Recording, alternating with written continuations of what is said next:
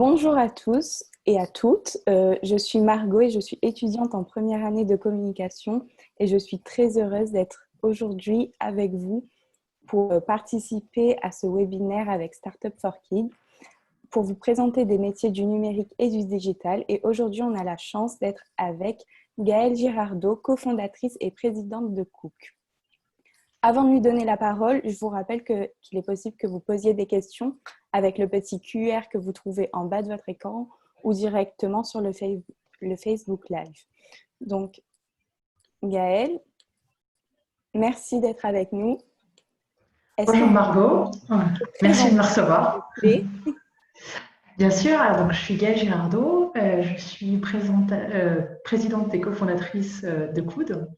Donc Coude, c'est une plateforme d'éducation au numérique que j'ai montée avec mon associé qui s'appelle Arnaud Lavédoyère, qui lui est ingénieur et qu'on a monté il y a maintenant près de 4 ans. Voilà, et j'ai un parcours très rapidement, j'ai toujours été dans le digital. J'ai commencé juste après mes études en tant que chef de projet sur des mini-sites éducatifs sur France 5 Télé. Et puis après, je suis partie dans le monde vraiment purement du digital chez Microsoft. Et puis j'ai continué ma carrière dans d'autres entreprises liées à la publicité digitale, la monétisation des données personnelles avec des boîtes comme Criteo. Et puis j'ai fini chez Google en tant que directrice des partenariats stratégiques chez Google France, voilà, avant de monter Coude. D'accord, merci beaucoup. Alors, avant de revenir sur ton parcours, j'aimerais en savoir un peu plus sur Cook. Est-ce que tu peux nous en Coude. dire un peu plus? Pardon. Alors, Coude, c'est donc une plateforme d'éducation au numérique, comme je disais. Donc, l'objectif de Coude, c'est vraiment de développer les compétences du numérique des jeunes. Donc, les compétences du numérique, on va les segmenter en deux grandes thématiques pour nous. Il y a la partie vraiment compétences technologiques. Et donc, avec Coude, on a une plateforme qui permet d'apprendre par le jeu, apprendre à programmer, apprendre à coder des jeux vidéo, et ce qui permet de développer des compétences nécessaires dans le métier d'aujourd'hui, comme savoir collaborer, savoir vraiment apprendre par le fait de tester l'échec, savoir comprendre la logique de la programmation, même si l'objectif n'est pas de devenir tous développeurs, mais au moins de comprendre comment les choses fonctionnent.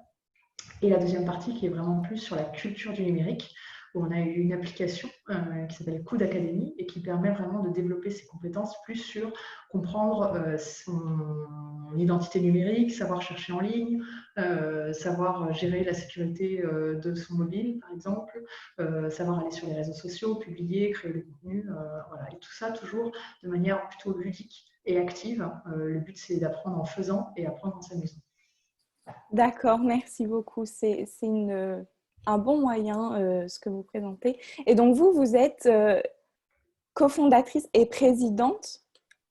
Quel est votre rôle précisément, plus en détail? Alors, cofondatrice au départ, c'était quand on n'était que deux, avec mon associé donc Arnaud. Comme je disais, Arnaud est l'ingénieur, donc lui, c'est vraiment lui qui fait vraiment toute la partie développement, donc vraiment coder, programmer, créer la plateforme. Et donc, quand on est cofondateur, en fait, on fait un peu tous les métiers. Donc, ça veut dire créer une structure administrative, faire de la comptabilité, faire des ressources humaines, même s'il faut recruter. Aller présenter auprès de fonds d'investissement pour trouver de l'argent et commencer à développer sa start-up. Et puis, ça va être de s'occuper de tous les contenus, créer un site web, créer les contenus, faire le marketing de l'offre, créer le produit et aller le vendre, tout simplement, et former. Alors, nous, avec Coude, on va aussi beaucoup dans les écoles, donc c'était d'aller rencontrer les enseignants, aller dans les classes, comprendre comment les élèves apprennent et faire tout ce travail-là pour comprendre comment notre offre peut répondre aux besoins sur le terrain. Et c'est tout ce travail-là qu'on a fait pendant quelques années. Et aujourd'hui, donc, en tant que présidente aussi, on a aujourd'hui des salariés, donc je fais moins de choses disparates, on va dire, et je me concentre beaucoup plus sur la stratégie de l'entreprise, savoir où est-ce qu'on veut aller avec l'entreprise et ce qu'on veut faire. Toujours beaucoup de recrutement, parce qu'il faut recruter toutes les équipes, et vraiment s'occuper du plan d'action commercial, marketing et toute la partie financière d'une entreprise. Donc en fait, c'est beaucoup de compétences variées, l'essentiel étant pas d'avoir une expertise bien spécifique sur un métier en particulier, mais en tout cas d'être surtout capable de coordonner un petit peu tout ça. Voilà, si je résumais un petit peu le métier de présidente de start-up. D'accord, c'est vraiment un métier très diversifié au final, C'est exactement ça. avec beaucoup d'interactions, avec C'est ce qui est des... passionnant, c'est qu'on rencontre beaucoup de monde et beaucoup de profils très très diversifiés, puisqu'il faut que je parle aussi bien aux ingénieurs, tout comme je dois parler aux gens du marketing, tout comme je dois faire de la relation commerciale. Donc ça veut dire qu'effectivement, tous les jours, je fais un petit peu de tout. Et c'est ce qui permet d'avoir des journées riches, intenses et passionnantes. Donc voilà. Vous nous avez dit que vous avez toujours été dans le digital, mais est-ce que vous pouvez nous reprendre un peu vraiment d'où vous avez commencé avant d'arriver à cofondatrice et présidente d'une startup?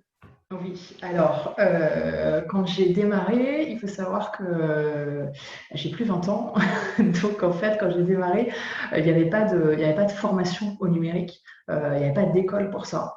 Aujourd'hui, je sais qu'il y a de plus en plus de formations vers ces métiers-là, mais à mon époque, il n'y en avait pas du tout. Donc j'ai tout simplement été à la fac, j'ai fait un master en communication et multimédia. Alors, multimédia, à l'époque, c'était aussi la fabrication de CD-ROM. Donc, on n'était pas encore vraiment sur le web. Mais j'ai fait un mémoire qui parlait justement des premiers usages d'Internet dans les écoles. Donc, c'était déjà un sujet qui m'intéressait beaucoup, de comprendre comment on pouvait utiliser Internet à l'école. J'ai toujours été passionnée dès le départ, quand Internet est arrivé, par cette ouverture sur le monde et surtout cet accès au savoir que pouvait apporter Internet.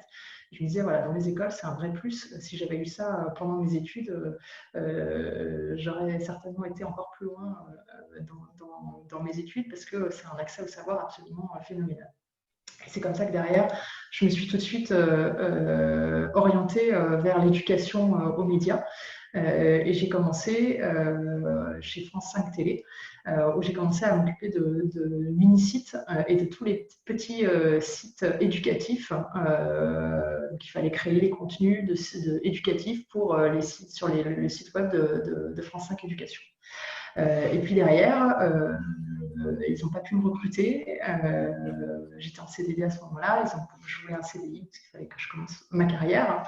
Et par hasard, je suis tombée sur une petite annonce chez Microsoft et qui cherchait quelqu'un pour s'occuper des bases de données et nettoyer les bases de données chez Microsoft. Donc ça s'est vraiment fait par hasard. Je suis rentrée chez Microsoft pour faire ça. Et puis par curiosité, j'ai commencé à m'intéresser à ce qui se faisait dans la publicité sur, à l'époque, le portail MSN et Messenger, pour ceux qui en ont entendu parler.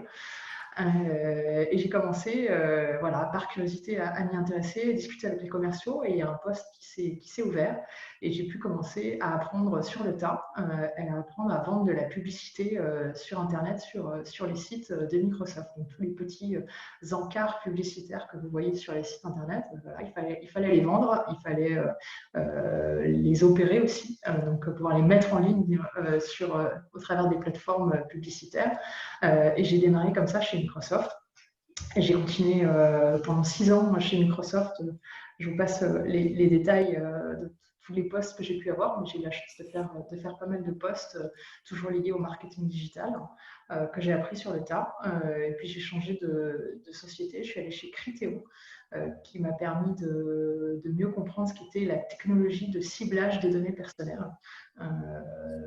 Donc, mieux comprendre comment une publicité peut être personnalisée pour chaque personne. On ne voit pas tous la même publicité quand on est sur un même site internet. Elle est personnalisée en fonction des données qu'on a pu laisser sur Internet. Et j'ai continué ensuite chez Google. J'ai continué à m'occuper de ça. Et puis est venu le jour où j'ai eu mon fils et je me suis dit, voilà, j'ai envie de revenir à mes basiques d'éducation. Et j'ai envie de faire comprendre à tout le monde comment fonctionne Internet, comment fonctionnent les données personnelles. Et j'ai rencontré mon associé qui, lui, avait envie de faire comprendre comment fonctionnait son métier, le fait de développer, comment programmer une application, comment toute la technologie fonctionne. Lui, il voulait le faire découvrir à ses enfants. Et puis, à nous deux, on s'est dit, bah, on est très complémentaires. Et c'est pour ça qu'on veut créer Code, une plateforme qui va permettre justement aux jeunes de comprendre comment tout cet environnement numérique dans lequel on vit fonctionne. Voilà la naissance de Code. Et pour la petite anecdote, Code, ça veut dire, c'est un mot utilisé par les adolescents américains quand ils ne savent pas choisir entre cool, quelque chose qui est cool, qui est sympa, et quelque chose qui est good, quelque chose qui est bienveillant, qui est utile, ben on dit c'est Code. Et c'est comme ça qu'on a créé la marque Code, parce qu'on cherche à faire quelque chose de cool et de good. D'accord, c'est vraiment une bonne explication. Merci beaucoup. Du coup, vous avez toujours voulu être dans l'éducation, que ce soit au début au digital et après vraiment retourner à l'éducation. C'est exactement ça. Je me suis dit, j'ai acquis pas mal de compétences sur le digital, sur le marketing digital, sur le numérique. Et puis, j'ai voulu l'associer à ma passion, hein, l'éducation. Et voilà, c'est comme ça que j'ai pu créer Coud et revenir et associer les deux choses que j'aimais, le numérique et l'éducation. Merci. Et par rapport à votre parcours, tout s'est enchaîné de manière à ce que tout votre parcours soit utile et que vous avez un parcours entre guillemets sans faute, ou vous avez eu des obstacles à des reconversions ou Alors, je ne sais pas si un parcours sans faute, ça existe. Je ne sais pas si un parcours avec faute, ça existe. En fait, je pense qu'il faut savoir tirer parti de tout ce qu'on a pu faire. Et c'est ce que j'ai fait, en fait, c'est de me dire qu'en fait, chaque chose que j'ai appris sur le métier précédent ou sur le poste précédent va m'être utile pour la suite. Et que ce soit positif ou négatif, ça paraît bateau de dire ça, mais il faut retirer du positif du négatif. Et c'est ce que j'ai essayé de faire. Il y a beaucoup de choses qui sont arrivées par opportunité et par hasard. Comme je disais, quand je suis passée de France 5 à Microsoft, c'était un pur hasard. Je ne pensais pas du tout continuer chez Microsoft. C'était une petite annonce quelconque et je me suis dit, je vais faire ça le temps de trouver quelque chose qui me plaira. Et finalement, voilà, j'y suis restée 6 ans et c'est ce qui a lancé ma carrière parce qu'une fois à l'intérieur, je suis rentrée par mon poste, mais je me suis intéressée à ce qui se passait autour de moi. Et je pense que moi, ça a toujours été mon moteur, c'est ma curiosité.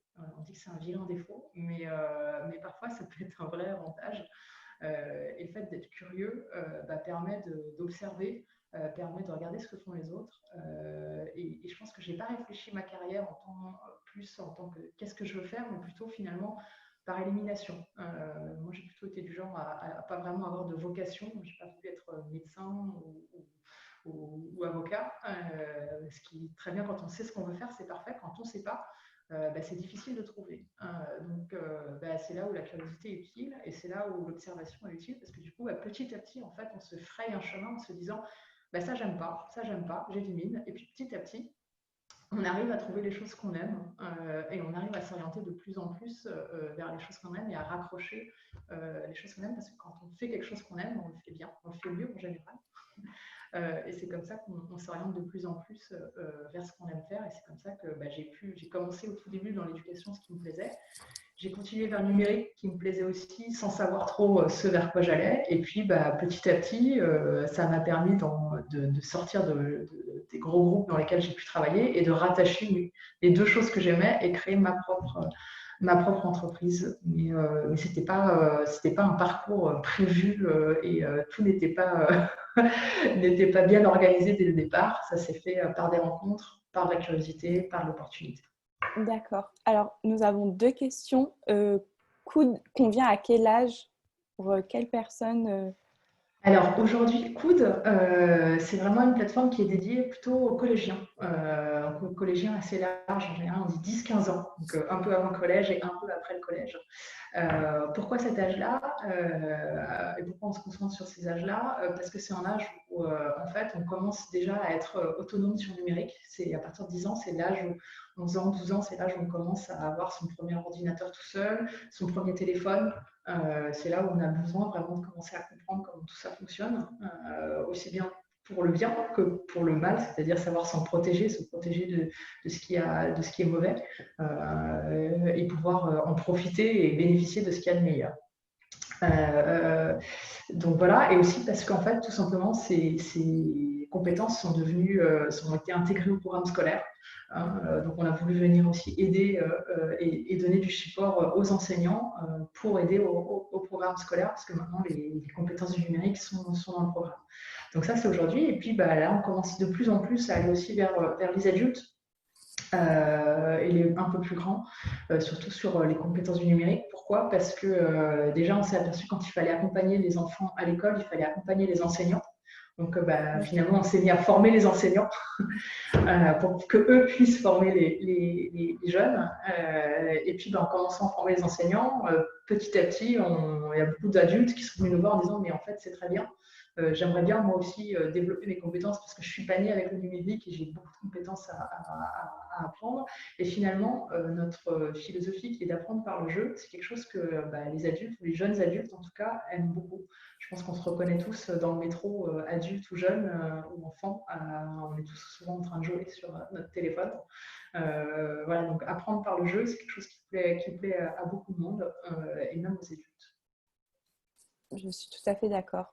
Et j'ai une deuxième question, on me demande si c'est une application gratuite ou pas. Alors, Code aujourd'hui, c'est payant, c'est gratuit, pardon. C'est totalement gratuit, la plateforme est gratuite et a vocation, en fait, tout ce que vous voyez sur Code aujourd'hui sera toujours gratuit demain. La partie payante, ça sera quand on pourra rajouter du contenu, quand on pourra rajouter des packs de contenu supplémentaires. Si on a bien fait notre travail et qu'on vous a donné envie d'aller plus loin, on offrira la possibilité d'aller acheter des packs, soit de contenu visuel, soit de contenu de choses à programmer, soit de contenu scolaire, notamment pour les écoles, avec du contenu d'apprendre à des choses très spécifiques à programmer. Et pareil pour l'application mobile, elle est gratuite et toute l'initiation est gratuite. Et puis là, on est au tout début de notre application mobile, mais à terme, l'idée c'est aussi de pouvoir proposer des contenus payants en plus, qui seront premium, qui seront plus fournis. Voilà. Et si on a réussi à donner envie avec la partie gratuite, les gens auront envie peut-être de payer pour quelque chose de plus.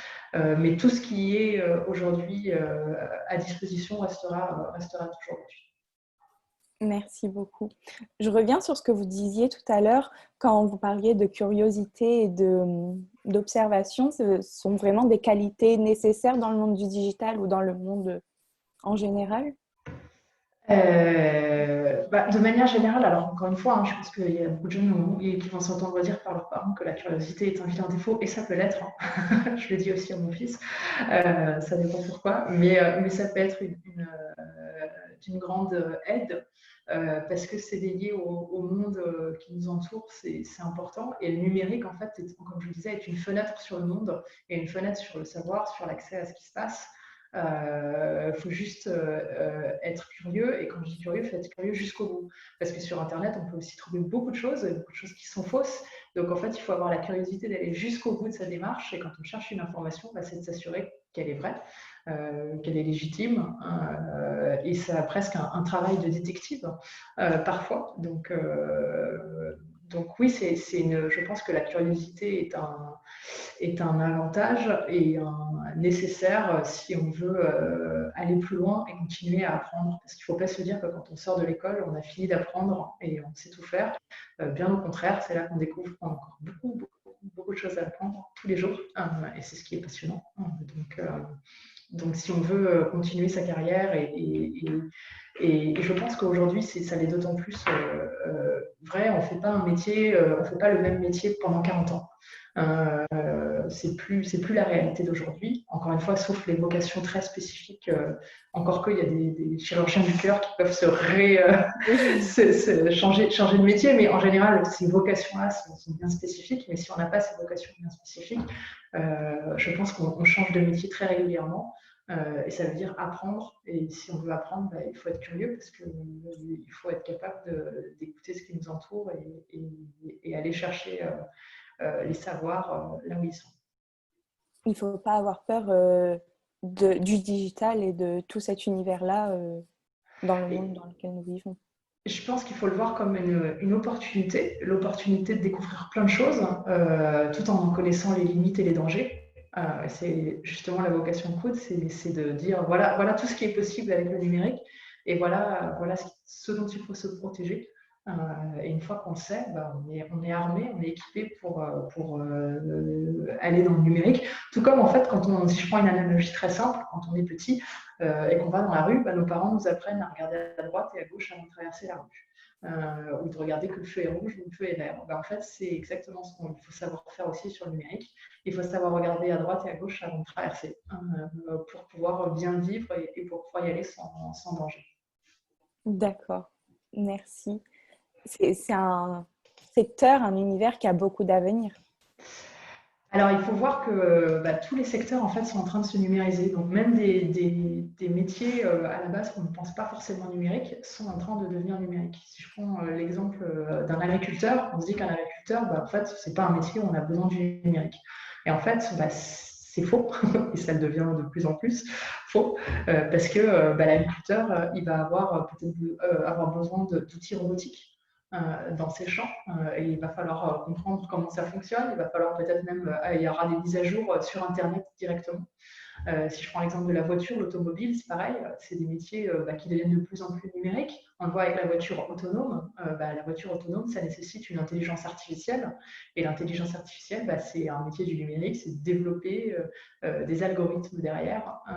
Et finalement, on s'aperçoit que le numérique apparaît de plus en plus partout. Dans sa maison, le frigo devient connecté.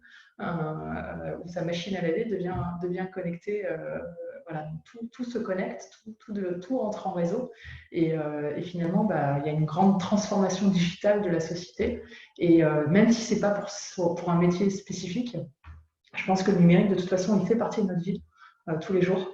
Et rien que pour ça, c'est important de comprendre ce qui nous entoure et d'être capable demain, si on n'a plus le permis de conduire à passer, ça va être être capable de mettre à jour sa voiture autonome, ça va être capable de changer, de comprendre comment un algorithme fonctionne aussi. Si je prends l'exemple d'une intelligence artificielle, aujourd'hui vous avez des intelligences artificielles avec des outils comme Alexa ou OK Google. On pose une question et on a la réponse. Il faut bien comprendre comment ça fonctionne parce que sinon on peut se faire avoir aussi et parfois il y a des informations qui sont fausses. Voilà, donc dans sa vie de tous les jours, c'est important de toute façon, le numérique, même si ce n'est pas pour un métier. D'accord, merci beaucoup. Est-ce que vous auriez un conseil pour les jeunes d'aujourd'hui? Un conseil pour les jeunes d'aujourd'hui, je vais revenir sur ce que j'ai déjà dit, je pense qu'il faut être ouvert sur le monde qui nous entoure et que ne pas savoir ce qu'on veut faire, c'est pas grave. Avoir la curiosité de découvrir, c'est ce qui est le plus important. Voilà. Après, moi, le conseil que j'ai eu, j'ai eu la chance de travailler chez Microsoft, j'ai eu la chance de croiser notamment Bill Gates aussi. Et Bill Gates, il explique à ses employés que finalement, souvent, ses meilleurs employés, c'est les plus paresseux. Alors, je ne vous dis pas d'être paresseux, mais pourquoi est-ce que les plus paresseux sont les meilleurs Parce que les paresseux, ils ont envie de travailler vite et bien, et ils ont envie d'optimiser leur travail. Donc, encore une fois, on en revient à l'envie de faire les choses et de découvrir les choses. Parfois, des défauts peuvent être des défauts dans certains cas et peuvent être aussi des compétences. Donc, être paresseux, ça donne envie de moins travailler parfois, donc ça donne envie d'être plus productif et plus efficace. Voilà, donc en fait, mon conseil, c'est de transformer tout ce que vous avez peut être positif, et même des défauts peuvent se transformer en force. Donc, il faut juste avoir l'envie de changer et de transformer, de s'auto-transformer. Merci. Un spectateur anonyme nous demande si c'est possible de montrer la page d'accueil de Coude pour voir à quoi ça ressemblait et demander les facilités d'accès, créer un compte ou de nous en dire un peu plus. Je ne sais pas si est-ce que je peux partager mon écran ou pas. Je ne sais pas si c'est faisable. Je vais essayer.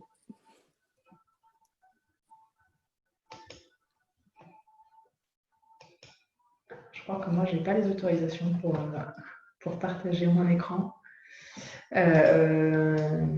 Néanmoins, enfin, si vous voulez voir, si vous allez sur coude.fr, voilà, super, pour s'inscrire, voilà, c'est assez facile. Il suffit de s'inscrire en haut à gauche, il y a le petit, il y a le bouton pour s'inscrire et se créer un compte.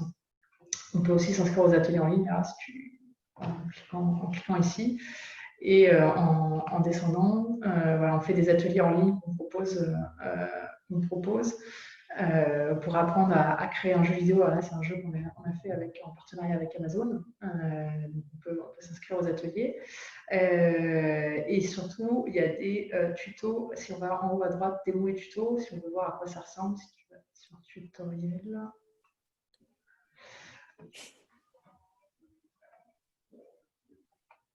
Voilà, en descendant sur la page, il ne faut pas hésiter à aller. Peut-être un petit temps. Voilà, là, il y a toutes les explications pour apprendre à utiliser Coude. Il y a plein de vidéos. On a aussi sur la chaîne YouTube Coude, on a plein de petites vidéos qui permettent d'apprendre à programmer un personnage, faire plein de choses pour utiliser la plateforme Coude. Merci. Alors, je vois la question, est-ce facile d'utiliser et créer un compte? Oui, il suffit juste de s'inscrire, mettre un mail. On reçoit un mail dans sa boîte mail. Il faut valider son email. Parfois, ça arrive dans la boîte de courrier indésirable. Donc, juste vérifier. C'est gratuit, donc ça prend vraiment 30 secondes à créer un compte. Et puis après, une fois sur la plateforme, voilà, il y a des tutoriels qui sont intégrés. Il suffit de lancer les jeux. On a une chaîne YouTube, on a aussi des petits PDF, des guides d'utilisateurs pour aider aux besoins. Donc, on a vraiment tout en ligne pour aider à créer des jeux vidéo. Et puis, on a des ateliers, encore une fois, si vous ne voulez pas être tout seul, on a un animateur qui anime des ateliers tous les jours. Il faut s'inscrire un créneau, c'est gratuit aussi. Voilà, il serait accompagné pour apprendre à découvrir la plateforme. De manière très simple, et sachant que petit à petit, il ne faut pas hésiter déjà à nous envoyer un email à info@coude.fr, dire ce que vous aimeriez avoir sur la plateforme. On a une équipe de développeurs assez forte qui développe très rapidement plein de nouvelles choses, donc on est toujours très ouvert aux suggestions. Et puis, on sort du contenu très très régulièrement. Donc, même si vous ne trouvez pas du contenu tout de suite, n'hésitez pas à revenir. Ça sort petit à petit. Voilà. Je ne sais pas si vous avez d'autres questions. Pour ma part, moi, je vous ai posé toutes les questions que je voulais. Super, je crois qu'effectivement, je ne vois pas d'autres questions non plus sur le chat. Donc, je pense qu'on y a répondu. Si jamais on n'y a pas répondu, voilà, encore une fois, n'hésitez pas à nous écrire. On répondra aux questions sans souci. Voilà, et puis peut-être on se reverra aussi dans un événement Startup for Kids quand ils vont reprendre. Voilà, parce qu'on aime bien venir aussi faire découvrir notre plateforme en vrai et pour rencontrer tous quand on pourra. Merci beaucoup de nous avoir accordé un peu de votre temps pour nous présenter Coude, qui est une plateforme d'apprentissage numérique qui nous informe beaucoup. Merci à vous de nous avoir écoutés et merci à toi Gaëlle de nous avoir partagé ton application. Merci Margot, et puis à très bientôt. Et n'oubliez pas, mercredi prochain, on se retrouve à la même heure pour un autre webinaire pour nous découvrir un autre métier dans le domaine du numérique ou du digital. Merci, au revoir. Merci.